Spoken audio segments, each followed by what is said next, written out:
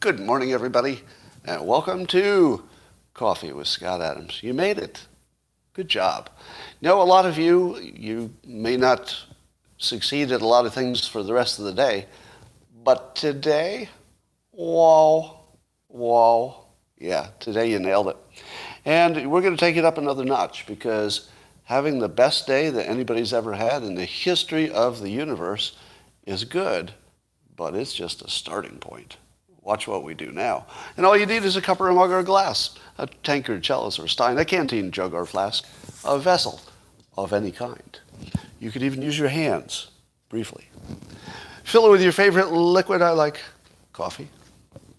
And join me now for the unparalleled pleasure, the dopamine hit of the day, the thing that makes everything better except Timothy. There, his comments. I don't know, I can't help you. And it's going to happen right now, and watch it make you tingle everywhere. Go. No, not true. I didn't feel a tingle in my fingernails, so probably I exaggerated that a little bit. I could feel it in my hair and every other atom of my being, but there was one fingernail. It was the damaged one. Couldn't feel it, so I'm sorry if I exaggerated that. Well, some terrible news from the Antwerp Zoo in Belgium. I hate to start with the bad news, but 2 hippos tested positive for coronavirus at the Antwerp Zoo. When I read this, my first thought was that probably the cheetahs at the zoo are just going to treat it as a mild cold, but I do worry about the hippos. Cheetahs, probably just shake it off. But the hippos, you know what I mean. Comorbidity. Anyway, here's my favorite tiny story of the day.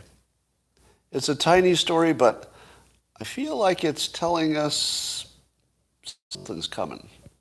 I feel as though there's some foreshadowing in this story. And it goes like this. Apparently AOC, when asked about all the smash and grab robberies, was not aware that they're happening. She said, quote, "A lot of these allegations of organized retail theft are not actually panning out," AOC said in an interview with the Washington Times last week. "I believe it's a Walgreens in California cited it, but the data didn't back it up," she added. What? So here's why this is a big story. It's not a big story because politician didn't know something. It's not a big story because politician lied. No, those would be ordinary stories. It's a big story because who in the world does not realize that AOC's plan for creating a new world in which human incentives are ignored is not working out so well. Not working out so well. So the fact that she is ignoring something that everybody can see with their plain eyes, I mean, anybody who lives in the city is seeing this quite clearly. So, at least in a blue city. So the fact that she's denying it's even happening has got to be noticed by her base. That's the important part. It wouldn't mean anything if, Republicans were mocking AOC yet again for the billionth time. But I feel like she's crossed a line here where even her own side is going to say, but I'm watching a smash and grab. Or, I just went to Nordstrom and the shelves are empty. Aren't they all going to notice? Now, maybe they'll just never see this news because it was in the, it was in the Washington Times, so they're not going to necessarily see it. But I feel like it's the beginning of a crack in the 2-movie model. I've been telling you since 2015 or so that we're watching 2 movies, but they're playing at the same time on one screen. We're both looking at exactly the same stuff or similar stuff and completely different movies in our heads of what's going on. But I feel like they're starting to converge. The only thing that could stop them from blending and merging at this point is Trump coming back. As soon as Trump comes back, it's boom, 2 movies again. But at the moment, he is just out of the spotlight enough that the two movies are starting to merge. Now, not a lot, right? I'm talking about signs of something to coming. They're definitely not merged. But I feel like the weight of the world is starting to nudge them in that direction. We'll talk a little bit more about that. And I asked on Twitter, but I already saw the answer on the locals. I said, has anyone called the Biden's Build Back Better bill a smash and grab? But apparently that was an obvious joke. Am I right? You've already seen that one? I hadn't seen it yet, but it's sort of an obvious joke. Have you all seen that one? I'm sure it's out there. Anyway, speaking of the fake news in the two movies, how many of you saw on social media video clips of a group of alleged right-wingers called the Patriot Front, all in matching uniforms and disguises with masks and matching hats, marching in Washington, D.C. with a bunch of American flags and stuff? How many saw that? Right. Now, when you saw it, did you say to yourself, first thought when you saw it, hey, there's a bunch of right-wing people dressed alike. It's another Charlottesville. How many of you thought that? Nobody. Nobody. And if you went to CNN and then Fox News to find out about this group, what'd you find? Because it's all over social media. If you consume any of the content on the right, it's all over the place. So go to CNN and see that story about the Patriot Front, who all came out of a bunch of matching U-Haul vans and then got back in them and left. Did you see the story on CNN's website? No. Fact check me on this, but I don't think CNN even covered the story. Why not? Why wouldn't they cover a story like that? So I went to Fox News. I thought, oh, okay. So CNN's going to try to ignore it because it's so obviously fake. So I went to CNN to at least see the debunk, because I went to Fox News because I thought Fox News would have some skepticism about it. It's not there. Now fact check me on this. Check it right now.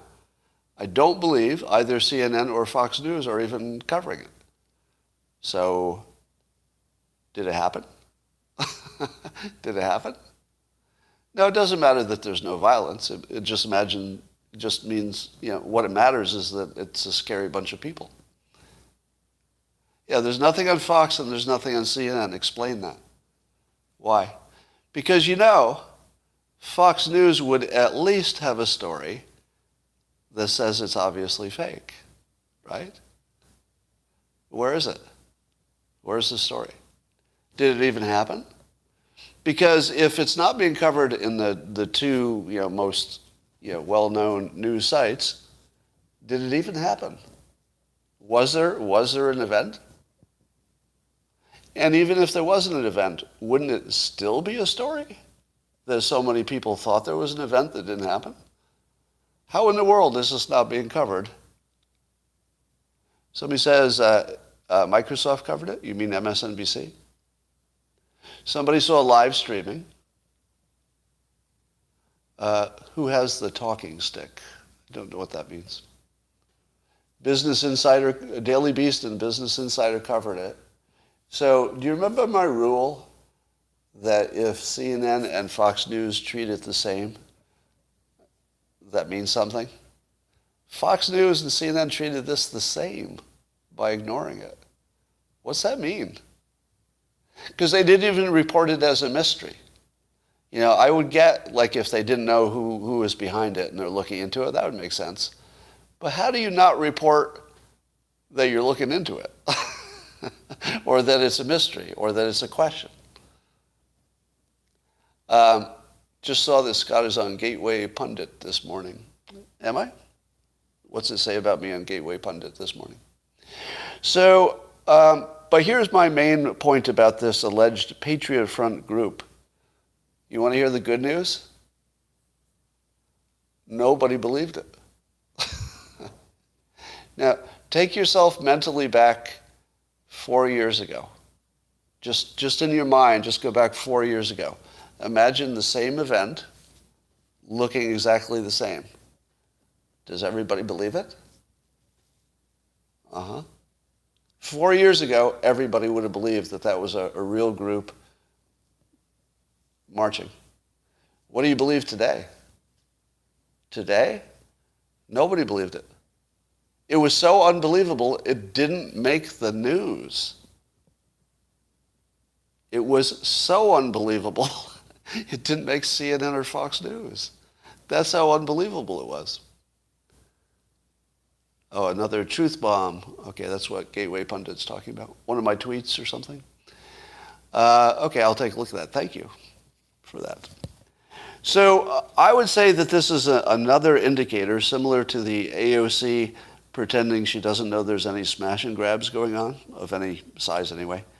The Patriot Front thing plus the AOC thing is suggesting to me that the credibility of the hoaxes is starting to decrease. It looks like the left is not as uncritically believing everything that happens, or everything they're told. I believe that the left has gained skepticism, possibly for the first time.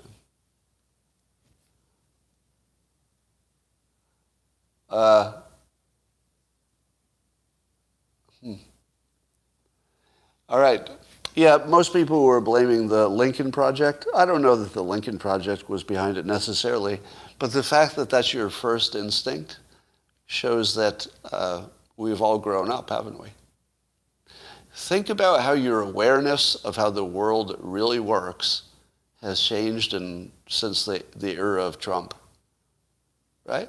The way you think of reality itself, what you think of the news and how true it is, what you think of the narratives, completely different. And I would argue that we've inoculated ourselves maybe better than other countries. Now, I'm not your big international expert, but I'm going to put this out here. We sometimes like to talk about, American exceptionalism, which I, generally reject as being, just a little bit too, we're awesome. But there are some things that are unique to America, the Second Amendment chief among them, that I think does make us different. But here's another one. I feel like America is now way ahead of the curve for understanding propaganda and its effect on people. Now, I don't know that. It could turn out that, Denmark is way ahead of us or something. I wouldn't know. But I feel as though the age of complete information warfare, where misinformation being fed into other, adversarial countries, is going to be World War III, brainwashing. And I feel like America inoculated itself with the Trump experiment. Because the Trump, let's say, experience, the Trump experience caused so much fake news in the United States, coming from official sources, that the citizens of this country learned that news is fake, or can be, or is narrative, and all those things. And I don't think we knew that 5 years ago. Like, as a country, we didn't know it. We suspected it, people talked about it, but we didn't know it. Now we know it. Now we know we shouldn't trust our own sources, even American seemingly patriotic, entities, such as our intelligence agencies. We know we can't trust them. I think this is, the best possible spin on the situation, which I like to give you anyway. I think the United States will be the most inoculated country when the future waves of enormous fake news start washing over the rest of the world, as they will, or probably have. But I think this is healthy in a weird way. Nobody would have asked for it, but if you survive it, you get stronger, right? I think we survived the worst fake news attack that any country in the modern world recently has seen, I think. Yeah, the next question, as Guy is saying on Locals, the next question is, has it always been this way? Has it always been this way? And my guess is it has, but the targets were different. Meaning that the public has always been brainwashed to be patriotic, for example, but we haven't been brainwashed to be divisive against each other. We've been brainwashed to be in the same team, brainwashed to be consumers, brainwashed to like capitalism, brainwashed to like freedom, brainwashed to like, everything that's American. So we certainly have always been brainwashed, and certainly the news, has bias toward that brainwashing, but I'm not sure any of that was negative. Was it? Steve is saying read Mark Twain on the news. Yeah, the news has always been full of BS, but I think the BS before might have been just more entertainment BS as opposed to dividing the country BS. But I would imagine that the journalism of yore was pretty darn bad.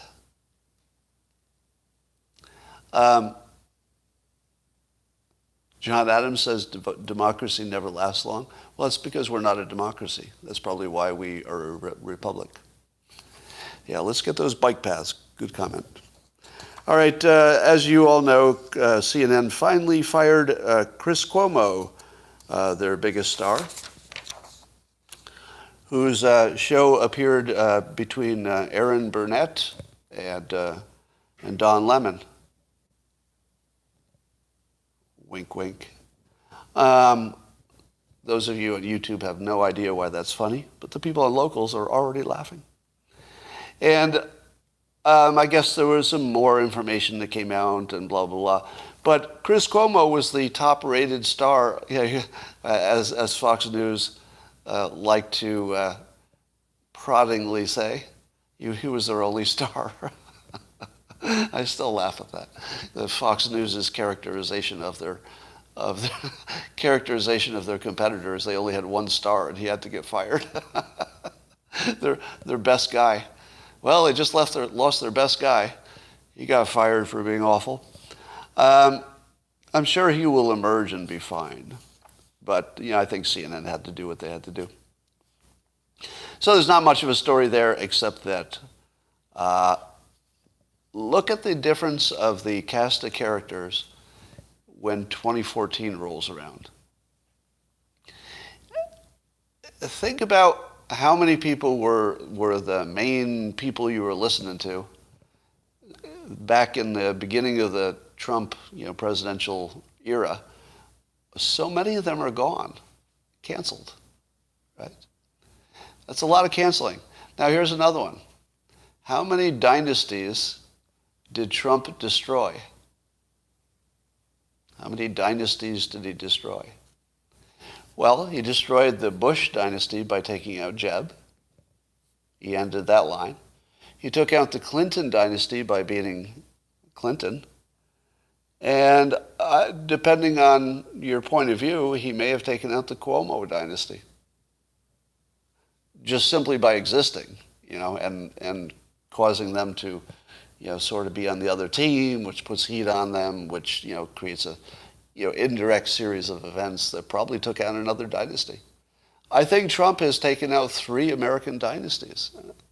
And the McCain family, maybe. Am I right? Cheney, I don't know. And Romney, not so much. They weren't dynasties. But who has destroyed 3 dynasties before? And who taught us about fake news? I'll tell you, the legacy of Trump is unparalleled at this point.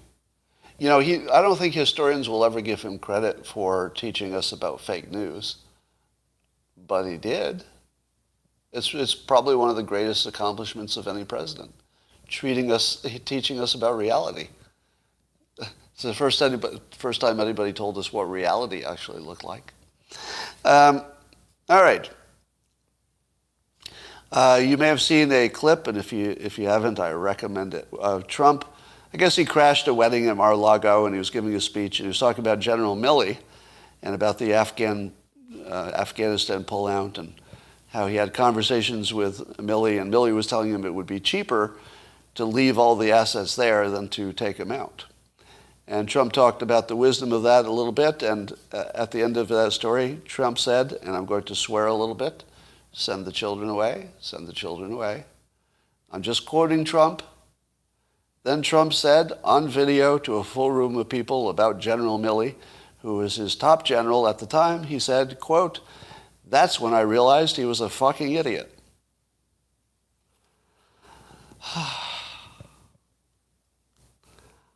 I'm in love. Trump, you're so much trouble. You're so much trouble. Why do you make me love you? Why? I mean, he's got flaws. I've seen him. I'm not blind to his flaws. You know, he's an expensive president. You know, you get some good stuff, but it's going to be expensive. But stop making me love you. I want to simply make a decision about politics. I want to look at your policy stuff. I'd like to compare your policy preferences to your competition and come to some kind of an objective risk management decision about which political side has a better plan for each individual topic. That's what I want to do. That's what I would like to do. But he makes it impossible by saying of his top general, that's when I realized he was a fucking idiot. Because I was thinking those exact words. that General Milley looks like a fucking idiot. I mean, he looks like one, and he seems to act like one, and Trump has said it now, so, you know, if it agrees with me, it must be brilliant. That's my philosophy. And I just want to talk about Trump. I don't want to love him. Stop making me love you. And I guess there's something about the boldness of that statement combined with the complete inappropriateness of it, combined with the complete truth of it. Who can put that stuff together, right? Completely true, completely provocative, completely inappropriate, completely perfectly said. Nobody else can do that. He's the only one. He's the only person in politics who can put that many layers together in one sentence. It's really unparalleled. I think history is going to be way kinder to Trump than we will be in our lifetimes. The thing that he doesn't get credit for is that he's the best communicator. I mean, there are things that I criticize he should have said better, et cetera, but damn, I don't think anybody's better overall if you're looking at the total average. That guy can communicate. All right. Even on CNN, Smirkonish's show, they seem to be taking I'll say an opinion or a point of view. I'm not sure they would say it of themselves. But that natural immunity, there's not a good reason to treat natural immunity, if you've been infected by COVID, different from being vaccinated, because in fact it might be better than being vaccinated. And I guess the Europeans are not doing that. So even in Germany, where things are going to get pretty rough with your passports, et cetera, even in Germany, apparently you can just say you already were infected and you're still good. Why are we not doing that in the United States? I don't even know the reason, do you? So you got your science that would say it would be fine. You've got is it just money? Because I can't think of anything else it would be, right? Or is it a practical question? Because it's harder to demonstrate who already had it, right? Because I don't know, can you get a passport for having been infected in the past, or is it just the honor system? So I suspect in the United States it might have more to do with the fact that people would lie and just say they were infected, because they would, right? Hello, America. So I suspect that our difference has nothing to do with science and everything to do with how do you create a practical standard that can actually work. But the net effect of that would be that we have the dumbest policy in the world. The dumbest policy. We'd be discriminating against the people who had the least reason to be discriminated against. You know, if you were to be logical, you'd say, okay, The people with natural immunity are at the top of the heap, and they have the most access of anybody. Next down would be somebody with 2 vaccinations, or 3, I guess. Next down would be 2. But wouldn't you rank them that way if you were just doing it logically, right? So it must be some kind of practical thing. But the Biden administration is not explaining it in any way that the public can be happy with it. So if they can't explain why they're doing it, you have to assume corruption. That's my rule. If your government does something that doesn't make sense to you, and everybody can see that they haven't explained why they're doing it, and the public is clearly confused, your default has to assume corruption. So the news should be reporting that if they're not explaining their thinking, it has to be a default assumption of corruption. Just like with the rapid tests, do I have any proof that corruption is the reason that America was so slow to get volume, low-priced rapid tests? I don't have any proof, but it's the default assumption because there's no other explanation that I've seen. So default assumption that there's something crooked going on. Here's the thing that is the least surprising thing in the world, but it's so stupid. Apparently, there exists and has been found an alternative Mueller report that may be worse for Trump. Really? So apparently the fucking assholes who put together the Mueller report created a second one that was worse for Trump and hid it away, and now I guess it's going to be useful. Because for a lot of good reasons, they didn't want to put the provocative stuff in the final report. So now we get a whole new series of the Steele dossier, Russia collusion, and the Mueller report. It's coming back. Oh my God, it's coming back. I don't even know what to say about that. Except maybe we should have predicted it. That there would be an alternative Mueller report. Are you frickin' kidding me? The alternative Mueller report. All right.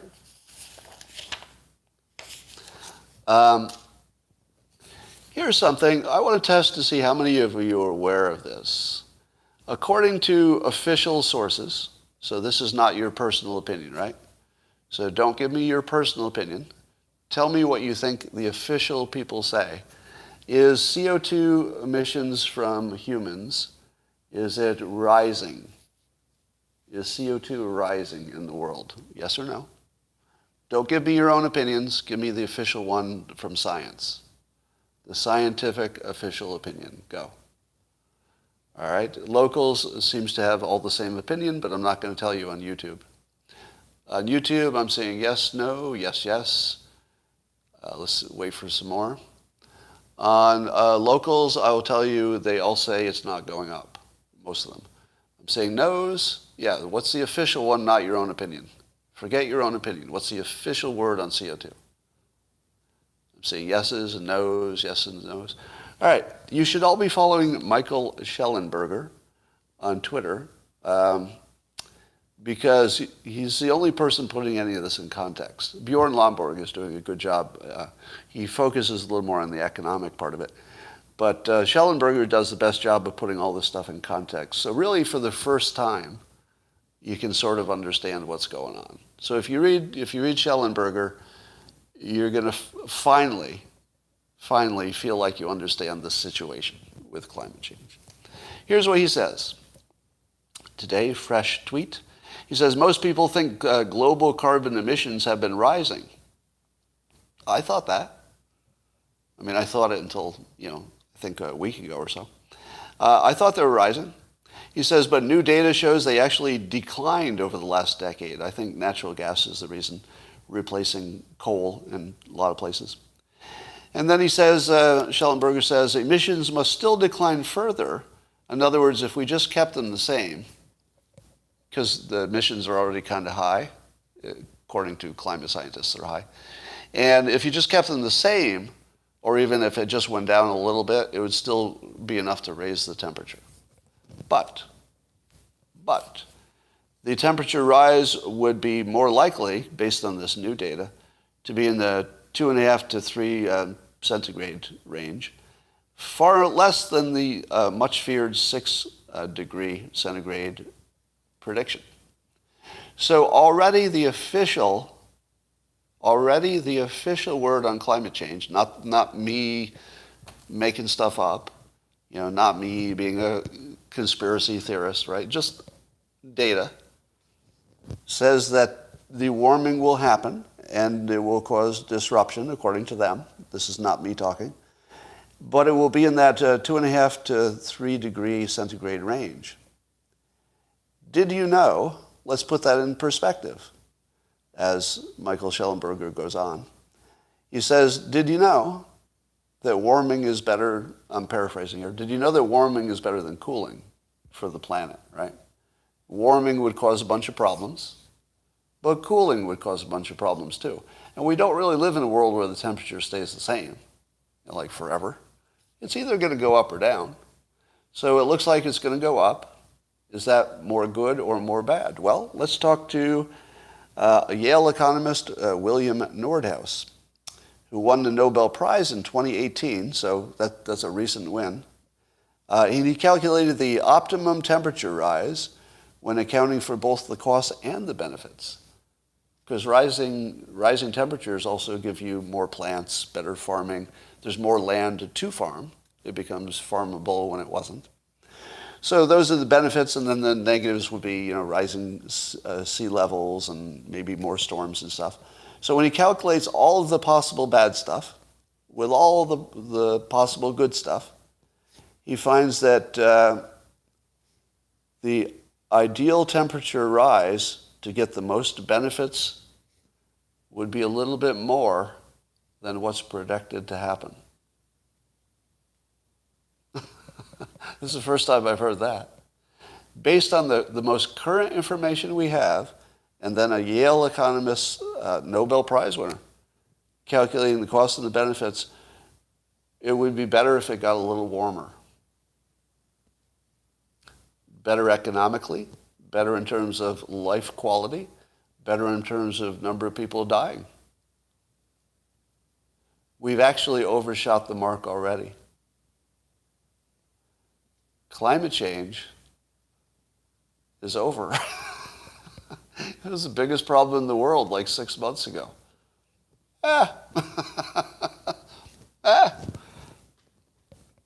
Turns out it's just done. Now, how confident am I of this? Well, not, right? If anybody's confident about a long-range economic prediction, they shouldn't be. But I'll tell you, from the beginning, I've always thought that this would fall into the Adam's law of slow-moving disasters. If you've got a disaster that's coming, but it's moving slowly, and you've got lots of time to adjust and come up with remediation, we're really good at that as a species, human beings. As long as we have warning, we're really good at it. Oh, you fucking asshole. Goodbye. Scott's finally waking up. You fucking idiot. I am not waking up. Jesus Christ. Hide user. Scott's finally waking up to the opinion he's always had. I don't know. I think the problem is the binaries. I call them the binaries. The binaries are the people who believe that there are only two opinions, and that's it. So if I don't agree with you completely with your opinion, I've got to be in that other one opinion. So my opinion is, yeah, the people are probably making the planet warmer, but it's hard to know if that'll be good or bad. That's always been my opinion. Always. It's never changed once. And yet the binaries are like, well, I don't recognize his opinion to be exactly mine, so therefore it must be somebody else's opinion. Jesus, so boring to deal with the NPCs every day. All right, so if you were worried about the golden age coming, we've got fusion is being funded at the highest levels ever, fusion energy, because it has been reduced to an engineering problem. meaning that the odds of us, maybe in 20 years, but having unlimited cheap energy, really good. The odds of us being destroyed by climate change, really small. Really small.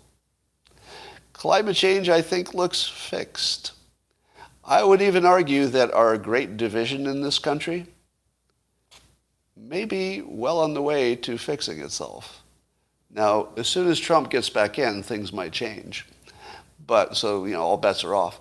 But at the moment, I think the left has, you can tell by the polls, they realized that Trump wasn't the problem.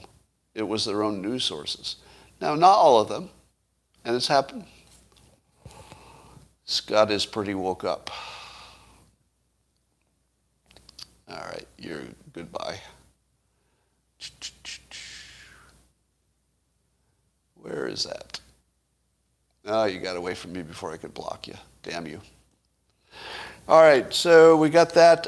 It could be that the mRNA technology, and along with a number of other breakthroughs, are making cancer look like it's completely defeatable. I mean, these are things happening right now. My only concern is that World War III has already started, depending on who you talk to. World War III, China versus the United States and maybe others, meaning that it's already a cyber war and it's already happening in space, mostly in the cyber sense, on satellites. And once we get to space, it'll be full-on war, because it has to be. Because humans always fight over territory, and space has a lot of territory. So going to fix AIDS too? I just saw there's a pill that, you can buy a pill for AIDS now that will reduce your virus to undetectable. Did you know that? Now, I don't know if it works for everybody, but you can buy a pill that reduces your AIDS to non-detectable. It's just a pill. I just saw an advertisement for it. What the hell? So I'm also wondering about Fauci's technique. So I used to praise the gay activists because they made everybody worried about AIDS when really maybe just gay people should have been worried about it, because I still don't know. I still have never met a heterosexual person with AIDS. And when you hear about famous people, I won't name names, but if you hear about a famous heterosexual who got AIDS, I'm just going to hypothesize that maybe they weren't always with women every time. Just put that out there. So I think that strategy-wise, and was Fauci part of this? Do a fact check on me. But strategy-wise, they were very smart. Because if they'd said there's a gay problem in those days, could they have got funding? If it was only a gay problem? Remember, these were darker days in the United States. I don't think they could have gotten funding. I think they had to make it everybody's problem. Now you come to the coronavirus. Do kids have a risk? Not much. Do healthy younger people with no comorbidities have a problem? Not much. But you have to make it everybody's problem to fix it for the people whose problem it is. Older people, comorbidities, etc. It looks like the same play, doesn't it? To make it look like everybody's problem so that everybody will get on board with funding the solution or whatever you need to do for the solution for something less than the majority. It looks like the same play. I'm not even going to put a moral judgment on it. I'm just going to say it looks the same to me. And it looks like it worked in both cases. And when I say worked, I mean got the attention that would maybe solve the problem. So there's a real ethical question involved in all of this stuff, because they may have done what worked, but maybe not ethically. And then you've got a dilemma. It's like, well, I like that it worked.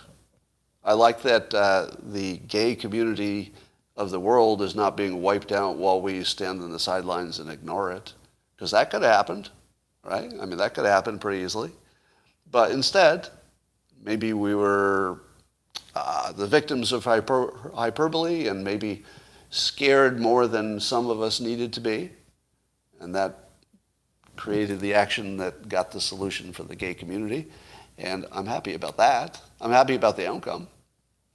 But it feels a little unethical the way we got there, right? So there's that. Jesse Kelly asked this question, and I know this is going to get me in trouble. He said, why do the vaccinated need to be protected from the unvaccinated? Now, the cleverness of that is that was never the question, exactly. It's more about why do the unvaccinated get their rights suppressed under our current situation. And is there anybody who doesn't know what the logic of keeping the vaccinated from the unvaccinated is? Is there anybody who doesn't know the official reason? You know, this is not my opinion per se. But do you actually not know why that is? A number of you say that you don't know. The answer is that if you put a bunch of unvaccinated people anywhere, it increases hospitalizations. That's the whole story. It wouldn't matter if you put the unvaccinated people with vaccinated people or anybody else. You put unvaccinated people together, you get more virus. Now, I'm not saying that that's a reason for restricting them, because I'm anti-mandate. Let me say that clearly. At this point in time, with the current situation, risks and benefits, I don't see the mandate being right for America. But I don't doubt math. If you put people without vaccinations together, you're going to get more virus than if you only put vaccinated people together. Does anybody disagree? Does anybody disagree with the math of it? Forget about what's right, because I think we're all on the same page about no mandates, probably, if you're watching this. I just want to see so has it been proven? It doesn't need to be proven. There's nothing to prove.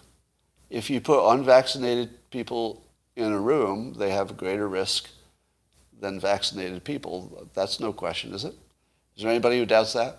If you had 2 rooms full of people, one who are all vaccinated and one of all unvaccinated, and you hadn't checked them for virus yet. So in both cases, there could be a virus, right?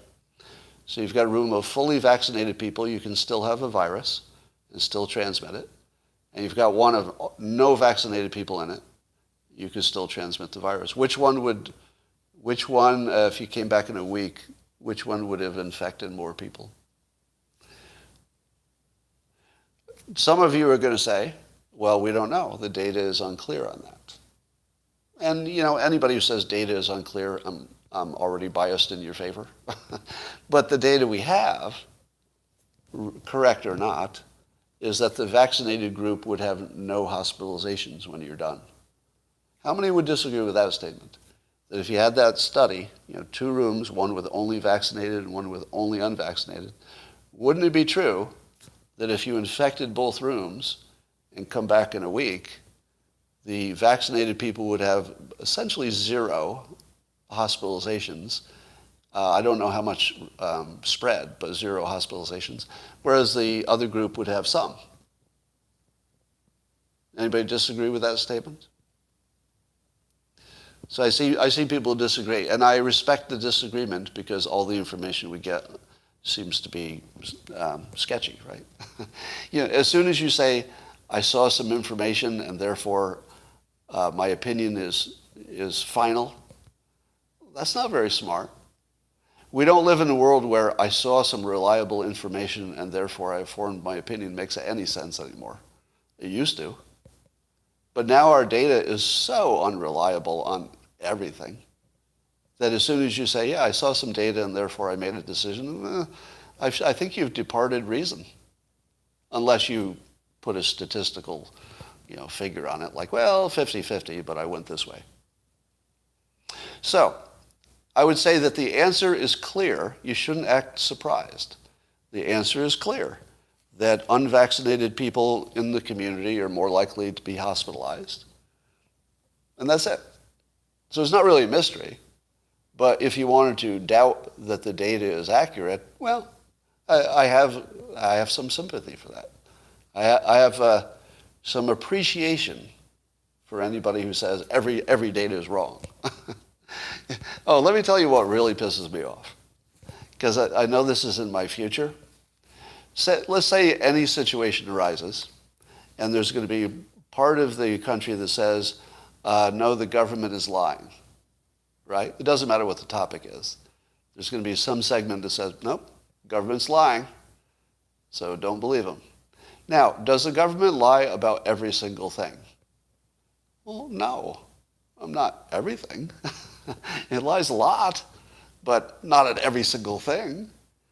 So if you and I disagree about, what a good prediction would look like in a given situation, and let's say I say, well, I think the government is right this time because, independent experts agree, whatever I say. Let's say I side with the government's point of view on a particular question. There will always be some people on the other side who took the other position. I hate it when that side is right.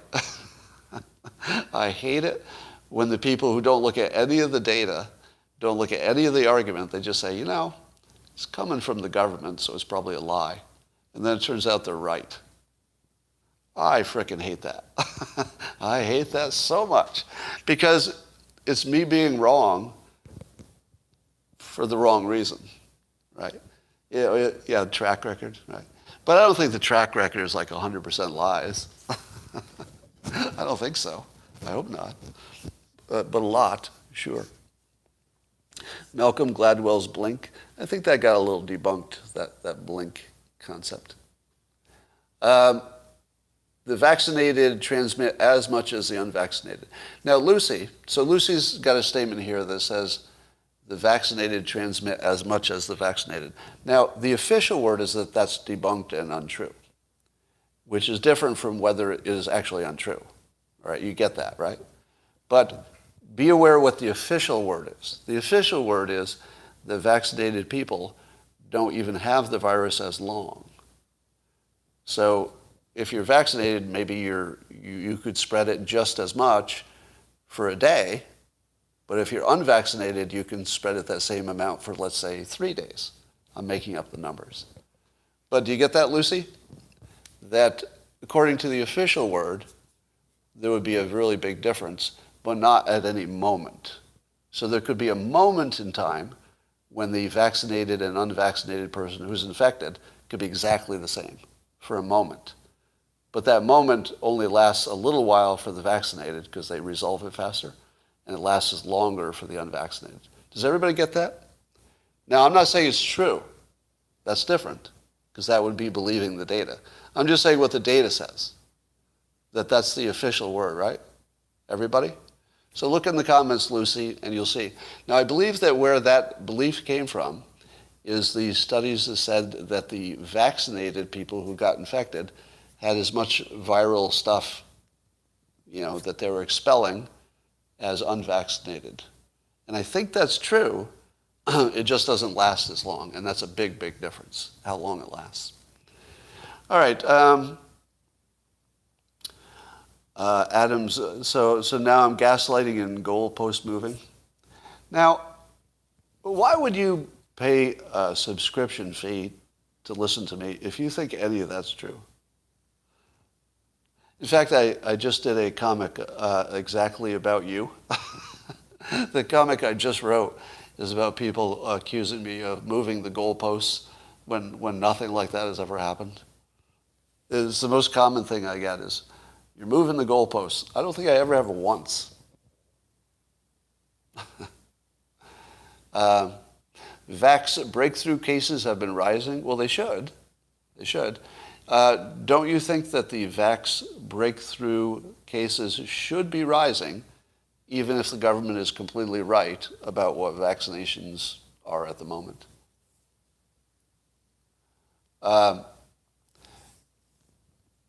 Addison's comment, I agree with. So at the moment, it looks, increasingly clear that Omicron is a super mild version, right?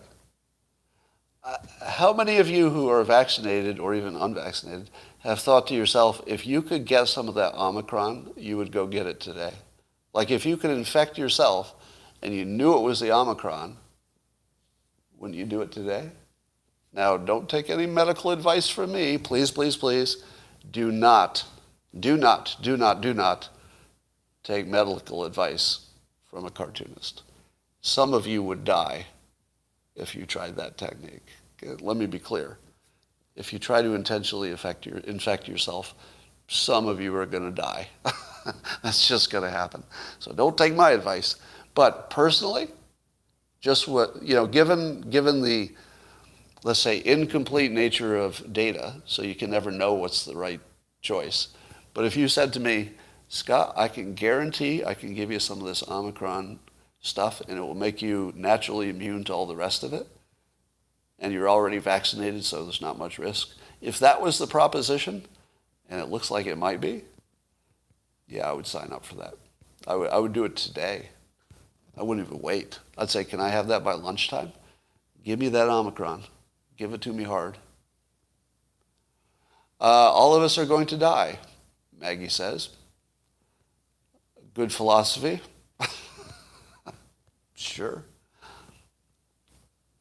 Let me give you a trick to get you out of your temporary depression.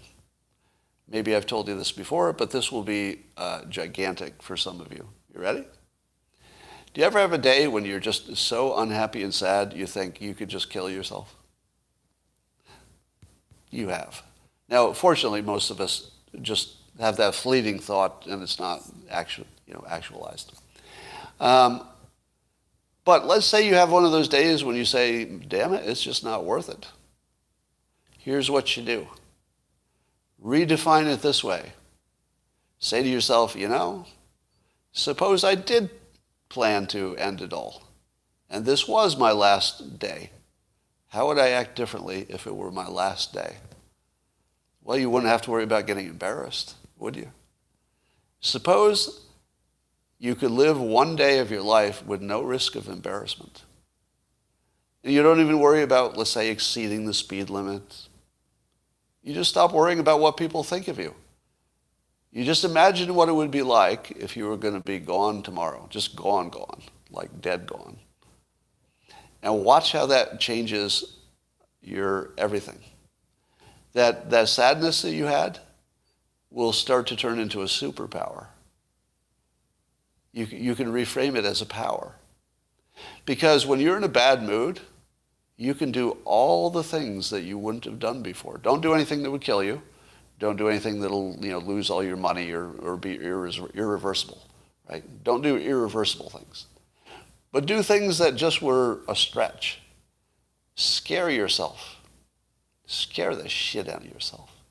Walk up to that person you know is going to turn you down and ask them on a date. And then when they turn you down, because, maybe they will. Well, how do you feel? Well, you don't feel bad if you're going to die tomorrow. Like, hopefully you're not going to die tomorrow and that's not your plan. But frame it that way. Just allow yourself to feel it's the last day on earth. It changes everything. It's a really good trick. I use it all the time. And it's amazing. You will thank me. Yes, it's like the movie A Wonderful Life in a sense, yes. Scott, in all capitals, explained why the death counts are up since vaccines and other treatments. Is that a mystery to anybody? Why would the death counts be up at the same time that vaccines are more fully implemented? Can anybody answer that? Because there's more infection. Was that hard? If there's more infection, there's more death, no matter what you're doing about it, right? Why did World War II kill more people than your neighbors arguing about their trash cans? Because it was World War II. And that's not you neighbor, it's not like arguing with your neighbor. If infections go through the roof, the death count's going up no matter what. Doesn't matter how many people are infected. Right, and everybody's vaccinated. Once you get everybody vaccinated, then if you die, you're dying vaccinated. So yeah, that might be it might be a counting problem as well.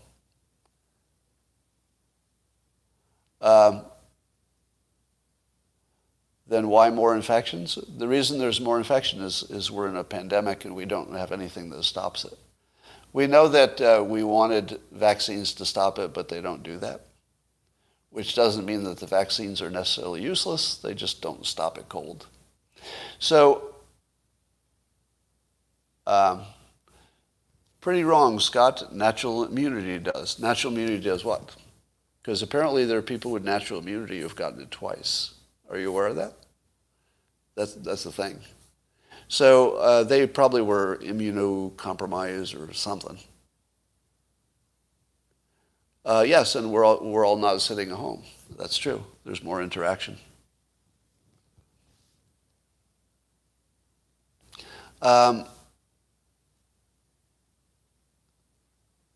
I'm deeply depressed from a loss suffering 10 years ago. What do you do about somebody who had a loss 10 years ago and can't get over it? I don't have a quick answer for that.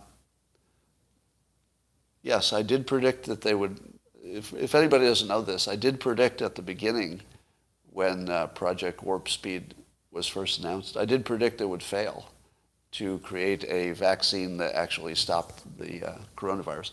And the reason I predicted it was not because I'm so smart. It's because all of the experts who had worked in that field said, we've been working on this for decades, and we're not even close. So we're definitely not going to do it in a year. And I thought, well, if everybody working in the field says they can't do it and they don't know how to do it, probably they're right. Sometimes the Wright brothers, the rogues are right. But if you wanted to place a bet, you should usually bet against the rogue exception people.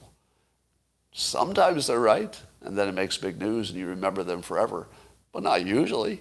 Usually they're dead wrong, the people who are the skeptics and the resistors and such. Why do we have more deaths with us having vaccines first? We just answered that. Because there's just more virus. And unfortunately, the vaccines don't prevent you from dying entirely. They just reduce it. Let's see. Wow, a lot of comments today. Have you noticed that there's a tremendous amount of energy that just ramped up? The trolls came out, the paid trolls that always attack anybody who says anything about Trump. So the trolls are out, but my YouTube traffic doubled just in the last, few weeks. So something happened where the world was sort of sleepy over the summer, and then just everything took off, just the energy. Is it because of the weather? Could be. All right, that's about all I have to say today. I'm going to turn off YouTube. I'm going to say a few more words to the locals crowd.